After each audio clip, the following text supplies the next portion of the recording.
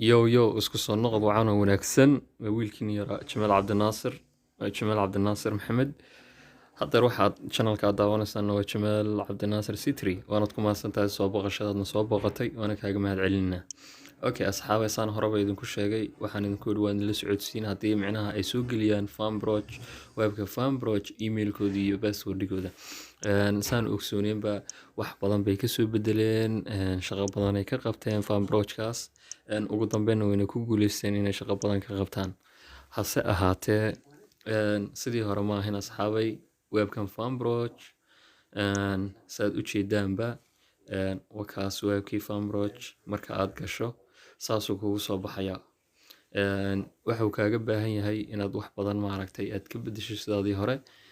inaad email geliso password geliso iyo nambaradaada qalbo meesha aad joogto ayaa adiga kugu xiran tahay waad u jeedaan waxa marka ugu horeyso create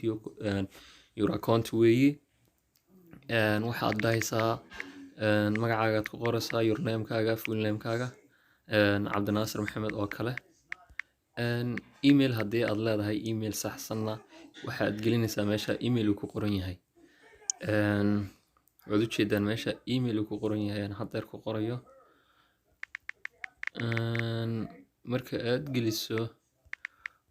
hadii uu gmail yahay iyo hadii yahoo.com yahay iyo hadii kaleba kadib waxaad ku xushiinaysaa nambarkaaga qalbo magaalada aad joogto adigoon wax eber aan raacsiin 25 dad Soomaaliya aad joogto kaga bilaabaysaa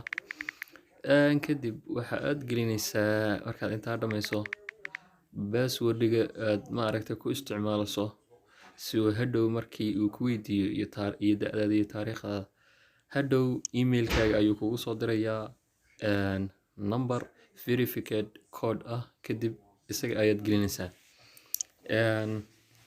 marka uu yahay verified code buu ku soo dirayaa emailkaaga kugu soo dirayaa kadib waad gelinaysaa saas kaaga baahan yahay aniga